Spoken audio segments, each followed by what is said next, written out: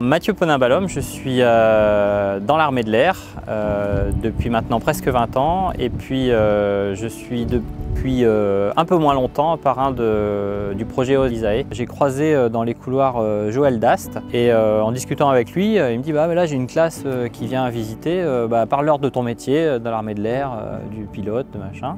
Et donc j'ai parlé l'après-midi et puis la semaine d'après il m'a rappelé en me disant bah, t'es dispo là cet après-midi, viens, on a une classe qui visite encore. Et de fil en aiguille comme ça, de plus en plus, je suis intervenu auprès des jeunes. Et ce lien avec les jeunes, ça m'a fait prendre conscience de certaines problématiques, qu'elles soient sociales ou sociétales. Et c'est ça qui a conforté ces liens avec Ose. Je prends énormément de plaisir à échanger avec les jeunes, à faire prendre conscience à ces jeunes qu'ils ont un accès potentiel à des études, à des métiers qui ne sont pas forcément de leur milieu social ou qui ne sont pas accessibles à tout le monde. Ça, c'est quelque chose qui pour moi est fondamental, de garantir une certaine égalité des chances. Alors c'est un terme très à la mode en ce moment, mais c'est vraiment le fond de mon engagement, il est là. Mon premier instructeur, je me rappelle, c'était un ancien de l'armée de l'air. Les valeurs qu'il m'a inculquées, les méthodes qu'il m'a enseignées pour voler, pour aimer ce métier et l'aéronautique, ça m'a vraiment passionné. Et je pense que je le considère vraiment comme mon mentor. Et des mentors, c'est pas forcément un terme très adapté, ça peut juste être quelqu'un qui nous donne envie, qui nous donne envie d'aller plus loin et qui nous donne l'accès et qui facilite, un facilitateur. J'adorais être pour quelques-uns de ces jeunes. Évidemment, on ne peut pas être mentor de tout le monde. On aimerait pouvoir convaincre tout le monde que tout est possible. Pour moi, personnellement, l'engagement, je l'ai beaucoup vécu au quotidien de par mon métier. Quand on est sous les drapeaux, dans l'armée, l'engagement, c'est vraiment s'engager pour son pays, pour sa nation, pour ses concitoyens.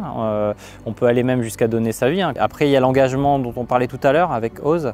Ça peut sembler complètement différent, mais en fait, pas tant que ça, parce qu'il est fondé sur des valeurs qui sont très communes. Le partage, l'esprit d'équipe, la cohésion, l'humilité.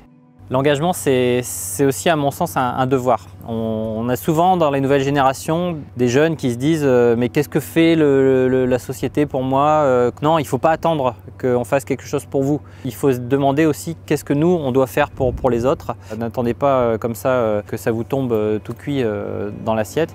Il faut aller le chercher. Donc l'engagement, c'est aussi ça. C'est s'engager pour soi. Et une fois qu'on s'est engagé pour soi et parce qu'on y croit, eh bien, ça donne envie aussi de s'engager pour les autres. C'est une sorte de cycle de l'engagement.